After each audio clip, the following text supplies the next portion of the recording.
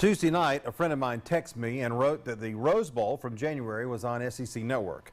So with the Braves game being over, I turned it over and watched Georgia beat Oklahoma once again.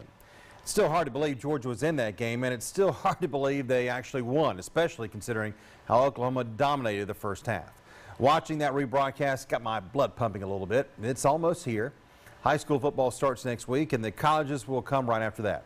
For Georgia this year, I have to contain myself a little, and some of my friends have tried to calm me down. On paper, Georgia looks to have one heck of a roster.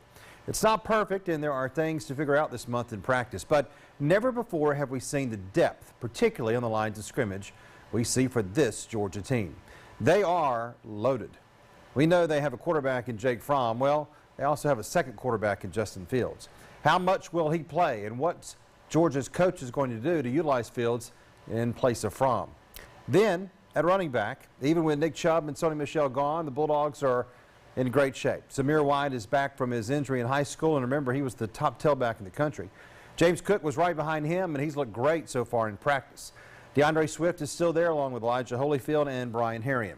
The receivers could have the deepest group in years, especially if Demetrius Robertson can play after transferring from Cal. The tight ends are talented, and there is plenty of depth, but the story on the offense is the line of scrimmage. It has never been this talented or this deep. Can you believe that a decade ago, in Matthew Stafford's last year at Georgia, the Bulldogs had only 9 offensive linemen on scholarship? Now they are 3 deep at all 5 positions. Now they've got 4 players who at one point in the recruiting process were rated as 5-star prospects. Andrew Thomas was tremendous last year as a freshman. He replaces Isaiah Wynn now at left tackle. His high school teammate from Pace Academy, Jamari Salyer, will likely be next to Thomas as the starting left guard. Lamont Galliard is back as the center, with Isaiah Wilson and Ben Cleveland likely holding down the right side. But here's the key.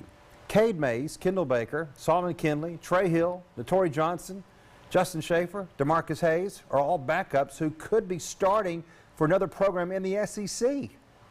Again, they've never been deeper on the offensive line, and that will be the key. If this line of scrimmage is as good as advertised, this Georgia team is going to have no problems at all at scoring points. Georgia has always had skilled players, but now the beef is on the line of scrimmage to once again make this team special. And we might well be looking at another Rose Bowl-like game to watch next year if it all falls into place. And if that doesn't get your blood pumping, Bulldog fans, nothing will.